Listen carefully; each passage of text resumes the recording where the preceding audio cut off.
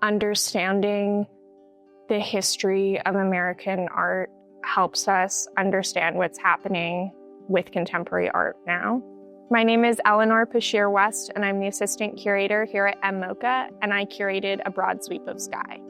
A Broad Sweep of Sky is an exhibition of regionalist artwork from MMoCA's permanent collection with some select loans. The first step in organizing this was really diving into those works that are already in our collection and learning their histories, and then seeing what gaps we wanted to fill with loans from different organizations. Regionalism is an American art movement from the 1930s and 40s. It focused on depictions of small towns and rural life, mostly in the middle of America.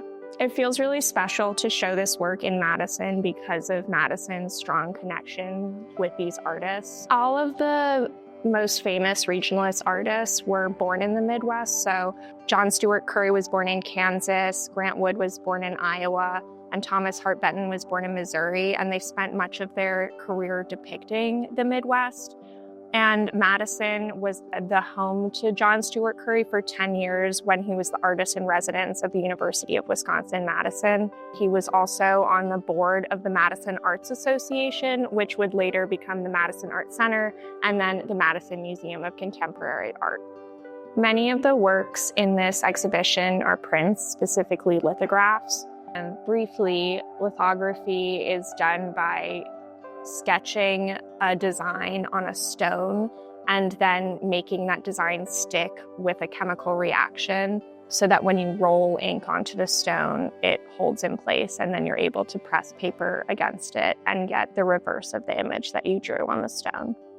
Regionalism was meant to be very accessible and also representative of people not in America's large cities, where regionalist artists felt there was too much focus on the arts there and they wanted to develop the arts in the rest of the country.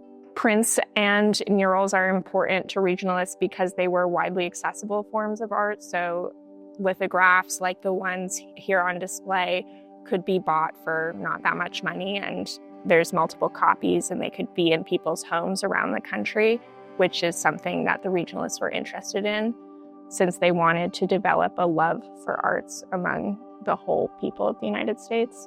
And murals similarly function, especially in public spaces, to beautify, but also interest people in the arts as they're going about their day-to-day life. There's regionalist artwork around Madison. There's a lot at the university because John Steuart Curry made murals while he was there. We also have regionalist artwork that was sponsored by New Deal programs. So there's a mural at the Dane County Airport, and there are murals across Wisconsin, especially in public buildings. So when I was researching for A Broad Sweep of Sky, one of the most interesting things I learned was about the painting behind me, which is John Steuart Curry's Madison landscape. This painting was originally a mural at the First National Bank, which had a building up by the Capitol. And we originally thought that because there was a door in the mural, it wasn't a full mural like it is now. We thought maybe it had been patched in the 70s when it was taken off the wall. But through research, looking at photos, I could tell that it was already in the state it is now, which is this complete mural, by 1944 when Curry was still alive and living in Madison. And so it stood to reason that he was the one who did that patchwork. So by looking at his papers, which are digitized in the Smithsonian American Art Archives, I was able to find correspondence between him and the bank's president that confirmed that he was the one who did the work of patching the mural and making it look like it does now. And this time period, they were just coming out of the Great Depression, and the bank was celebrating their 87th anniversary with this series of murals by Curry.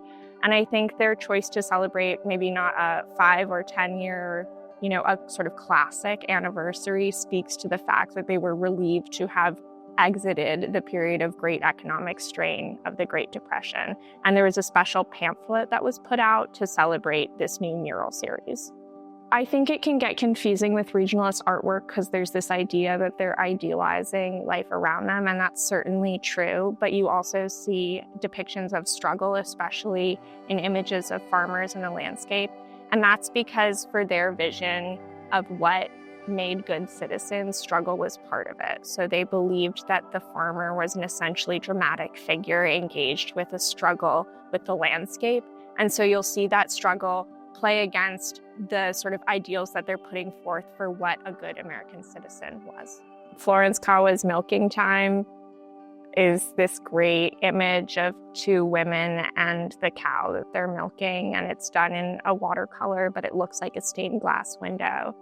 And she showed that in one of the many exhibitions of regionalist artwork that were held in Madison. And so I think it's a great way for people to understand that it wasn't just these three artists who were working, but it extended to people who were making art in addition to living their lives and farming. And so regionalism wasn't just something that wasn't like their whole career, but maybe a movement they engaged with briefly before moving on to other styles. I think the 1930s have a lot in common with our current era, so it's an interesting time to look back at this work and see how it resonates with our current moment. One of the main critiques of regionalist artwork is that it served to aggrandize a certain vision of America. It was seen to be overtly nationalistic, and that is why people moved away from it, as it had too much resonance with the fascist totalitarian governments that were coming to rise in Europe. John Stuart Curry's Progressive Party rally is sort of a hinge point in this exhibition, and it's a way for us to dive deeper into the very specific political context that these artists were working in. And so I think in a moment where we ourselves are grappling with how we are becoming a fascist state, it's interesting to look back at this artwork and see maybe where we can learn from it and apply the lessons from it to our current era. I hope that A Broad Sweep of Sky complicates people's understanding of regionalism and also our understanding of what an American art form can be and should be. And I don't think it's a bad thing if visitors leave with more questions than when they first came in.